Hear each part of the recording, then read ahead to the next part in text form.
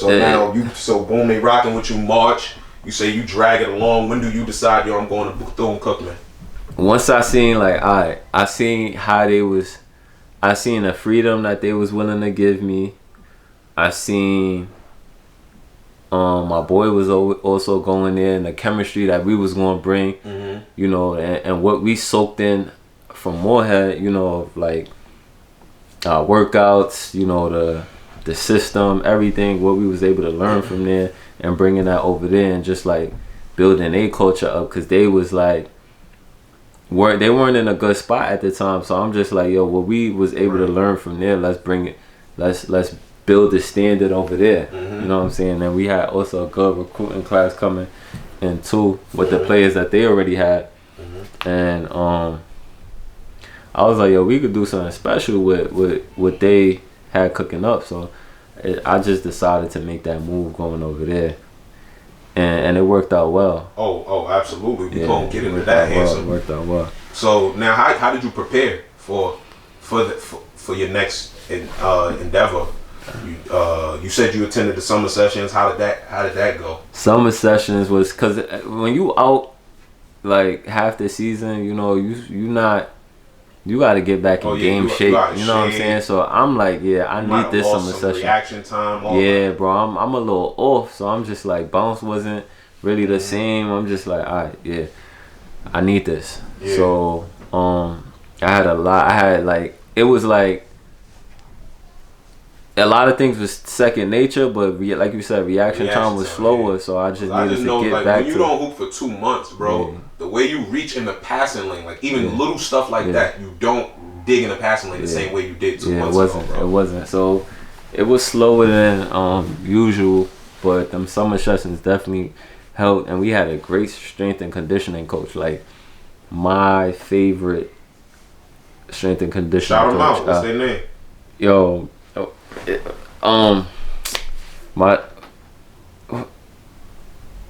My strength and conditioning coach was what's dude name? How I forget his name? That's crazy. We do for 2 years, bro. Yo, that's wow, Sue. Yo, how I forget dude name? Damn, Players, so I'm doing bad. Yo, players, bro. Yo, Tom, what was dude name? And you just said that's my favorite. My favorite person I ever lived with. Coach James. I literally forgot his name for a second, but Coach James. Coach James, shout him out. Literally, like my favorite strength and conditioning coach. Like he was What's great. Coach James about in that weight room? Business. Like he was literally like, we come in there, he got supplements for us. He didn't like waste no time in the gym. Like it was literally like, yo, we gotta go hard. Spiritual dude too. Always talking about God and his journey and everything. And you don't feel like he was pump faking? It was a nah, like it was genuine. It was genuine, and he always cared, and he was always like putting us on, like, yo, like if y'all don't get yourselves together, like it's gonna be a rude awakening. Like, you know, he's seen a lot of dudes come in and out of the program, and he was just like, yo, like it's a reality check waiting for you guys, you know, at the end of this journey. So you got to make the best of it. And you know us, we in college, you know. You're young. It's a lot of temptation. And he be seeing how we be moving. You coming in late.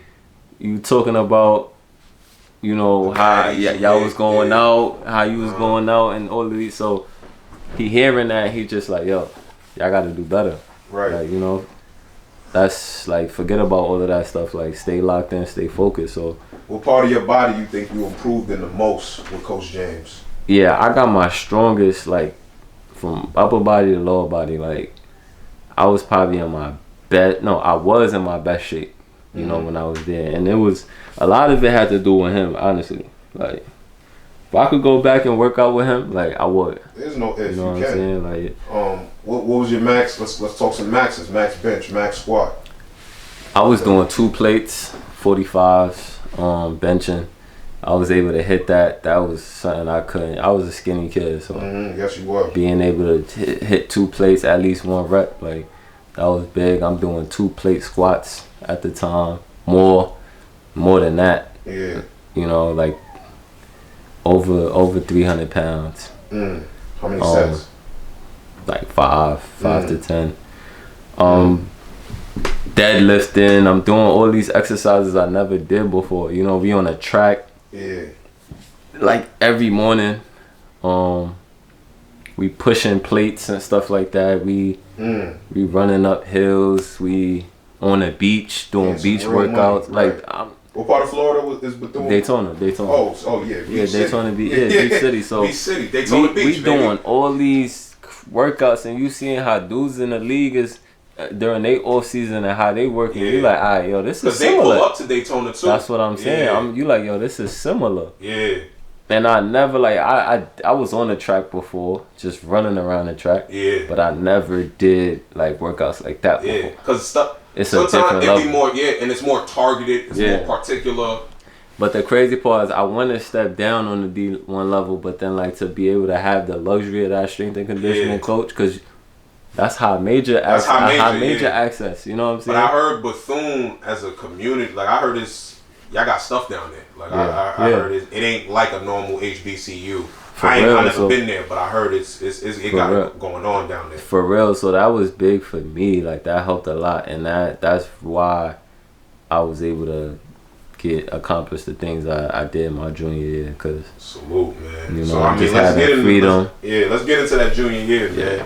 Because you just went through all of that the past year, and then you go and you have an extremely productive season. Facts. Averaging 10 PPG, 7 rebounds a game, over 3 of them joints being offensive a game. Yeah. Led your conference in total rebounds, 313 rebounds for the season. Yeah. Set a Bethune-Cookman single season field goal percentage record, 57% from the field, and won MEAC Defensive Player of the Year. Yeah. How did it feel after going through all that you've been through? It was actually 9, but like a 9 point something.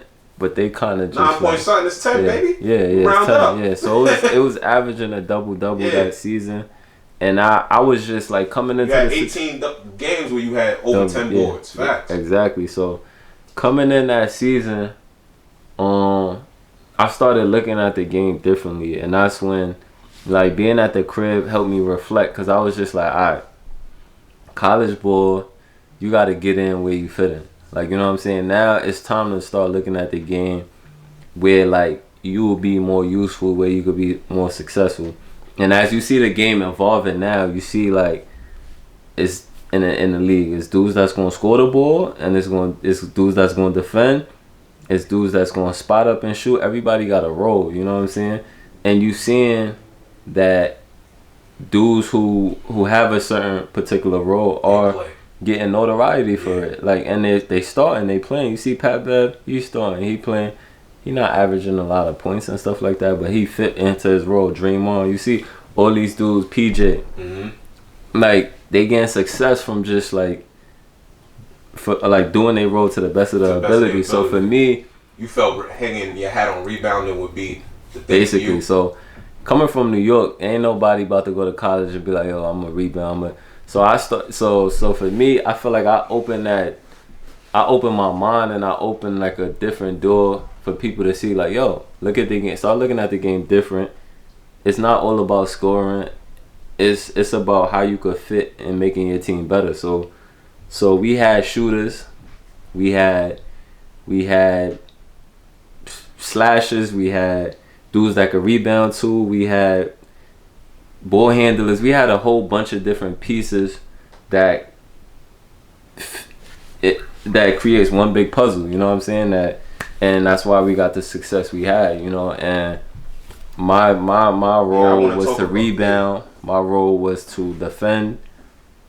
And as I did those things, 57% from the field for that season. What was it? A lot of finishing? And I finished around the rim a lot. That's my game. Like self-created or created for you? Both. Okay. A little bit of both. I finished around the rim a lot. As I fulfilled my role to the best of my ability, coach started giving me more freedom too. So as you see, like later in the season, my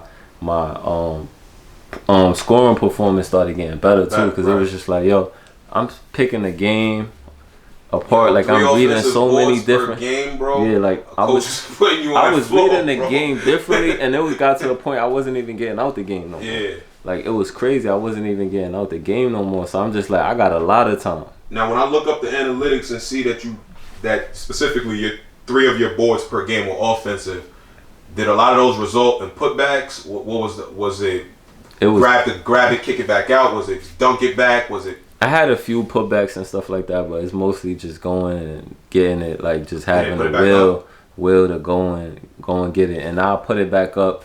A lot of times, you know, coaches would be like, yo, if it's cluttered in there, kick it out. But that's your time. That's the time my coach would be like, yo, now don't pass that. That's your ball. Go get your points now. You know what I'm saying? Because you probably ain't going to get it. Like, you in the system, you not probably getting a lot of touches in there because he's setting the shooters up. He doing a lot. He know I'm that player. I could go get a bucket myself. It's not a lot of players that you got to make a play for them. You got to set them up. And so he's like, yo, you one of those guys.